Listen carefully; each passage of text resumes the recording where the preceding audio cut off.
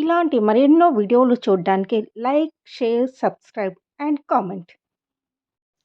ఈరోజు ఈ వీడియోలో గురు పుష్యమి యోగం అంటే ఏమిటి, కార్తీక మాసంలో ఏ రోజున వచ్చింది, ఈరోజు ఏ ఏ పనులు చేస్తే అద్భుత ఫలితాలు కలుగుతాయి, కార్తీక మాసంలో ఏ ఏ యోగాలతో కలిసి వస్తుంది అనే విషయాల గురించి తెలుసుకుందాము. మన భారతీయ జ్యోతిష శాస్త్రం ప్రకారము తిథి, నక్షత్రము మరియు వారము కొన్ని కలయికలు శుభప్రదమైనవిగా పరిగణించబడతాయి. గురుపుష్య యోగం కూడా అలాంటి శుభదినమే. గురువారం నాడు గురుపుష్య నక్షత్రం వచ్చిన వేళ ఏ పని మొదలుపెట్టినా అది నిర్విఘ్నంగా పూర్తి అవుతుంది. అందుకే ఇది చాలా పవిత్రమైనదిగా చెప్తారు. లక్ష్మీదేవి ఆరాధనకు చాలా విశేషమైనది.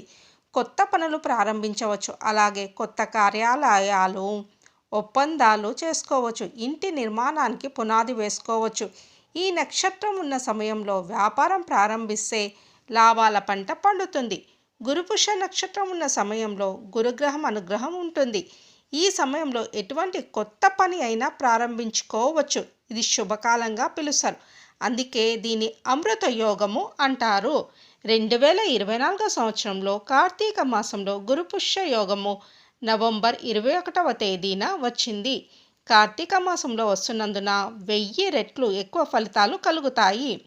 21వ తేదీ నవంబర్ 2024 గురువారము ఉదయం 6:28 ప్రారంభమై మధ్యాహ్నము 3:35 వరకు గురుపుష్యమి యోగం ఉన్నది. ఉదయము 6:48 అమృత సిద్ధి యోగము, సర్వార్థ సిద్ధి యోగము, గురుపుష్య యోగము, మధ్యాహ్నము 3:35 రవి యోగము కలిసి వచ్చింది. ఈరోజు కొద్దిగా బంగారం కొన్నా తొందరలోనే రెట్టింపు అవుతుంది. కనీసం పిసరంతా అయినా కొన్నా రెట్టింపు అవుతుంది. మళ్ళీ మళ్ళీ బంగారం కొంటూనే ఉంటారు.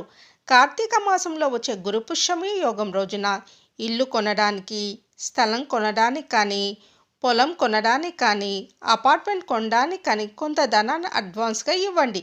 ఈరోజు ఇలా ఇస్తే ఏ ఆటంకాలు రావు.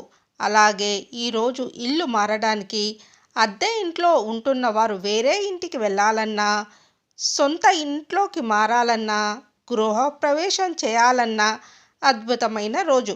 వాహనం కొనాలన్నా, కొత్తగా జాబులో జాయిన్ కావాలన్నా, గురువులకు ఏదైనా దానంగా ఇవ్వాలన్నా, గురువు దగ్గర ఏదైనా మంత్ర ఉపదేశం తీసుకోవాలన్నా, కీలకమైన పనులు ప్రారంభించాలన్నా ఈరోజు ప్రారంభించండి. మీకు తిరుగు ఉండదు. ఈరోజు గురునామాన్ని జపం చేయడం వల్ల అద్భుతమైన ఫలితాలు ఉంటాయి.